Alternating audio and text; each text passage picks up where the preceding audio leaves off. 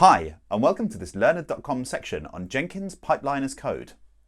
In the previous section, we used the Jenkins Freestyle project to install our dependencies, build our example React app, and then deploy it to an AWS web server. This worked great for automating the process of build and deploy, but was missing that key DevOps ingredient of being able to be stored as code so it can be version controlled. Luckily for us, Jenkins has an excellent way for us to do just that. The Jenkins pipeline file, or Jenkins file, as I'll be calling it throughout this course. A Jenkins file is a bit different to Ansible or Terraform, which both get their own repositories full of code to implement their magic. In the case of a Jenkins file, the code to define the pipeline lives in the Git repository of the site or software that is being built. So if we took the previous example of the React site we were building, the code to define the pipeline would be written in a Jenkins file that lives in the root of the React app repository, not in its own separate Jenkins repository.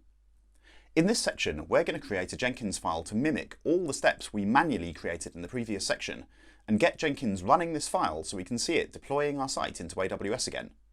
So, let's jump over to our Ubuntu VirtualBox VM and get started. For those of you that have watched the Ansible and Terraform sections of this course, you'll be familiar with the structure of us creating a separate folder for each section in our repository. But with Jenkins, that's not going to work so well, as the Jenkins file is automatically looked for in the root of the repo. This isn't really a problem, but it means we're going to use a slightly different structure as we create our code. So with that in mind, the first thing we're going to do here is copy the entire contents of the example React app into our Jenkins repo. If you haven't yet created a blank Jenkins repo, or cloned the example web app from the Lernard GitHub page, I would go and do both of those things now if you want to follow along. So, first off, let's cd into our repos directory.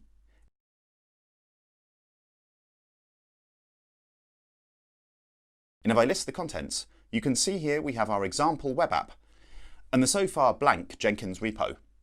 Let's copy the contents over with cp-r example web app /star, then Jenkins.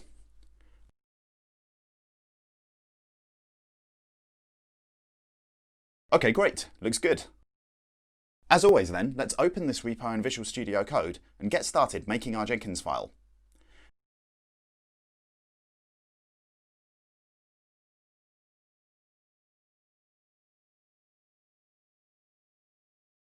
I'll just change this title here in the README so we can easily distinguish it from the example app.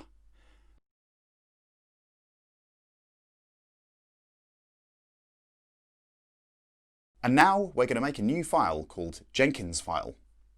At this point, I'd like to draw attention to the fact that Jenkins file is case sensitive, and the default name is Jenkins file with a capital J. It's possible to configure Jenkins to look at any path and to look for any file name, but as the default is Jenkins file with a capital J, it's worth remembering, and I used to always get this wrong when I first learned Jenkins. If you find Jenkins saying it can't find the Jenkins file, quickly go and check that you've capitalized that J. Also, before we get started, let's quickly delete this build folder and node_modules folder that got created automatically during the build process that we don't need anymore. Great, we're ready to start. So, as you've probably gathered, the Jenkins file we've created here is where we're going to define using code what we previously made manually. 3 steps to install dependencies, build our code, and then deploy it to a server. The first thing to say about Jenkins files is that rather confusingly, there are actually 2 completely distinct formats that can be written here, known as declarative and scripted. Declarative is what Terraform and Ansible are. They define what you wish to be there, almost as a statement. Outside the world of technology, an architectural diagram could be considered declarative, as it's telling you what you want to exist at the end of the process. Scripted, which is also more properly known as imperative, is more like a standard programming language like Python, whereby instead of focusing on what you want to exist, it focuses on how you want to do it as a series of steps. So whereas declarative can be compared to an architectural diagram, imperative or scripted might be compared to directions for how to get somewhere, with turn left, turn right, keep going until you pass the church, and all that kind of thing. You can tell the difference between declarative and scripted Jenkins in one very easy way. Declarative starts with a pipeline block, and scripted starts with a node block. This course is only going to deal with declarative Jenkins for a couple of the following reasons. Declarative is easier to read. It's clearer to see what's going on and understand the comparison between the on-screen version and the GUI version of the steps. Declarative is also more modern and widely used. I haven't actually seen a company use scripted in the last 5 years, and I've worked for a good mix of small and large businesses. That's not to say that scripted can't be used to great effect. I'm definitely not knocking it, but pipeline is the one you're more likely to see in your job. Declarative is also more similar to other CI systems, and I think this is the key for me. We're learning Jenkins as a template to allow you to use any other CI system you come across, and employers treat it that way, as I mentioned in the intro. If you know Jenkins well, people just assume you can change that skill to any other CI pretty fast, and they'd be right, but it's declarative that is most similar to the others. I haven't really come across any systems that use an imperative pipeline model yet apart from Jenkins. So, both declarative and imperative are written using GroovyScript. But there's so much good documentation on Jenkins pipeline out there that you can just Google specifically for what you're trying to do most of the time, and you don't need to actually go and learn Groovy just so you can do Jenkins. Right, now we've done that technical warm-up, let's start writing our declarative pipeline by writing the word pipeline, followed by a pair of curly brackets. In section 6 of this chapter, I'm going to dedicate a whole 20-minute section to the concept of build agents. But for now, we're just going to write agent any, and we'll get back to it all later. A pipeline is split into stages which are contained in a stages block. If you remember, we had 3 stages we created in the GUI, that of installing dependencies, building with npm run build, and then deploying with SCP. We can define those stages easily here now by writing the word stage, then opening 2 brackets, giving it a title in quotes, then opening 2 more curly brackets for the details to go inside. I'm just going to copy and paste this 3 times for our 3 stages, and then we'll give them some titles. So, first we're going to clone our repo, then install our dependencies,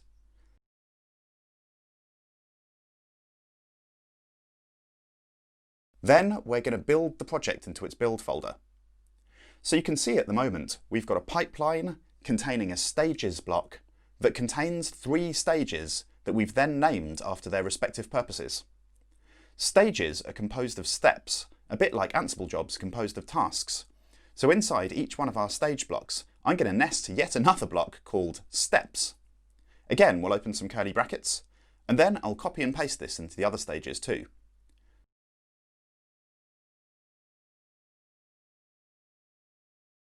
So now we've got a pipeline, a stages block, then each stage, each containing steps.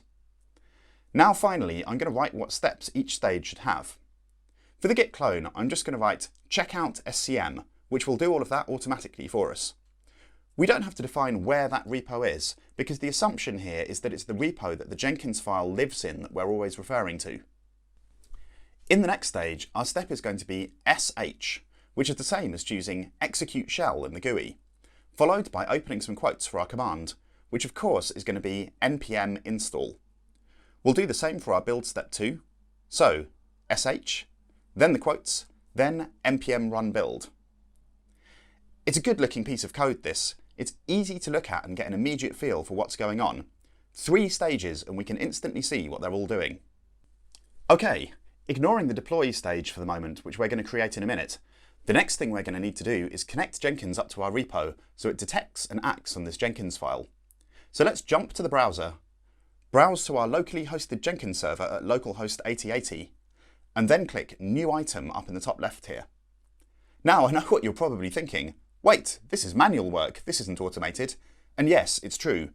But this can easily be automated with Ansible or Docker if needed. It's just for the moment we're just focused on the Jenkins file only.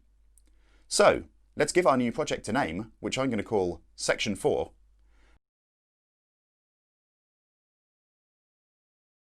And now we're going to choose multi-branch pipeline for our project type. We could also just choose pipeline, but a multi-branch pipeline will scan all available branches and allow for different Jenkins files in each branch, and generally that's what I seem to come across in the enterprise. Now that's created, we just need to do one thing here, which is to add the details of the Git repo we want to connect to consume that Jenkins file we created. So let's click Add Source here, and I'm going to choose Git. You probably noticed there's actually a GitHub specific option here, and that would work too, of course, and has some extra features. But although we happen to be using GitHub for these courses, I'm not particularly recommending it. There's other incredibly strong players such as GitLab in the market, so I want to stay as generic as I can when I can afford to. Now it's asking us for the repository of our project, so let's jump over to GitHub and get that now. So in my case, I'm going to be using the Lernard Jenkins repo, and if you're following along, you'll want to use your own repo at this point. So, green button as always, and copy the URL.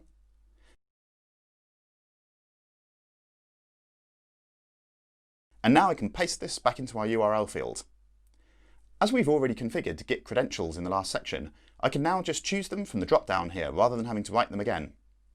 Remember that because we've made these username and password, I've made sure to use the HTTPS URL for the Git repo, not the SSH one. We can leave all the rest of this blank, so now I can just click Save. As soon as we do this, Jenkins starts to scan the repo to see if it can find a Jenkins file. We haven't actually checked ours in yet, so nothing is going to happen at the moment, as you can see, and it's saying Jenkins file not found.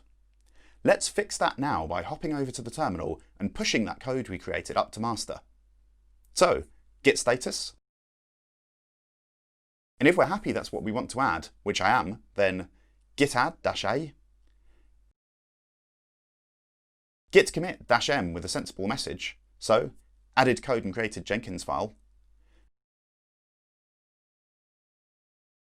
And now git push origin master.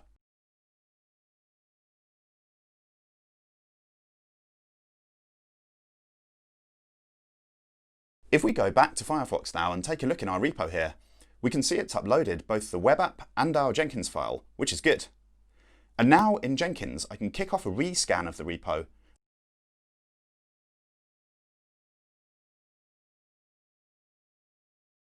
And sure enough, in the bottom left now, you can see it's picked up the Jenkins file and has immediately kicked off a build on master. Let's click on that and take a look in here. Now, unlike with our freestyle job, because this is a pipeline, we're getting a pipeline-specific view with these clear boxes to illustrate each stage. If a box goes green, the stage is successful. This stripy blue shows which stage is currently running, and should a stage go red, it means the pipeline failed at that particular stage. You might also notice that the titles we gave each stage are displayed at the top, so we know exactly what Jenkins is up to. I would imagine that those of you who have gone through the course up to this point can't help but notice the enormous use of the fast forward button that I've indulged in over the course of these chapters. Things on my screen take mere moments, while minutes slide by in real life while you run your own builds. In real DevOps though, you will spend an appreciable portion of every single day waiting for a build of some kind or another, be that Terraform, Ansible or Jenkins, and the concept of cycle time becomes critically important. Let's say you had a build that takes 20 minutes to run through, a nice big one, and you are troubleshooting a particular error. Every time you try to fix the error, it will take you 20 minutes to find out if your fix was successful. So, if it takes you 5 attempts to fix it, that's almost 2 hours of waiting around to see if it worked or not. If you can find a way to reduce that time so you get instant feedback on your repairs, for example by removing all the other steps but the one you're working on, then you'll fix things much faster. Getting into the habit of obsessing over cycle time and making it as short as possible is one of the differences between an average and an excellent DevOps engineer. There's certainly something to be said for having a little read of the news, perhaps indulging in a little cup of tea or a hit of scotch while you're waiting for the build to complete. But if you can, force yourself to get into the habit of constantly working out ways to get results quicker, and you'll improve faster and get way more done, and so ultimately be worth more money. Okay, success! Let's have a look in the Jenkins main dashboard at what that looks like. Because we're using a multi-branch pipeline, the icon hasn't changed here, as different branches might have different success codes. The weather icon gives us a feel for how healthy the builds are in general, and we get a sunshine for our 100% success record. And again, we've got a timer for the length of time the last build took to run. Right, now we've seen that run successfully, let's jump back into Visual Studio Code and add the final piece of our build. As before, I'm going to write stage, open a pair of brackets, and give it a title in some quotes, and then a pair of curly brackets to include our options in. Now we're on the deploy stage, it's a good opportunity to bring in a new feature, that of stages that only run in multi-branch pipelines when the branch matches a particular name. Deploy is a great example of something you might want to use this for, as in our case we're using it to copy code to the production server, Or at least that's what we're pretending is production for this example. If we had a team of developers all working on different experimental features, they might want to build and test those features automatically every time they're pushed to their feature branch, but you certainly wouldn't want a feature branch being released to the customers before it's been completed and signed off. This creates a need to have stages that only apply on certain branches, and we can achieve this by writing when, and then a pair of curly brackets, then branch, followed by the branch name we want to apply the stage to, which in this case is master. It's also possible to apply stages to more than one branch name, or to use wildcards, but for us, just applying this to master will be fine. Now we've limited this deployment to only master, let's add the SCP step to copy our built code over to the server. I'm going to write steps here again, and then as before, write sh for an execute shell. Then, because this command was pretty long and had lots of options, I'm going to jump back into Firefox and copy and paste it from the Section 3 Freestyle project. So, into Section 3 project here, click Configure, scroll to the bottom, and here we can see our command to copy. And now, back into Visual Studio Code, we can paste it in. Perfect. Also, don't forget that as we've currently got a hard-coded path here at the moment, we're going to want to update this to Section 4. Multi-branch pipelines have a slightly different naming convention, so I also need to specify _master here for the master branch. We could make it to a set build location that didn't change depending on the branch, if we didn't want a branch-specific name that way, and in the next section we're going to look at variabilizing hard-coded things like this in any case. Finally, as we're going to be deploying this, but there's already a working example site on my web server, I'm going to go and change something in the site to make it show we've deployed successfully. So, I'm going to search for the word Lernard,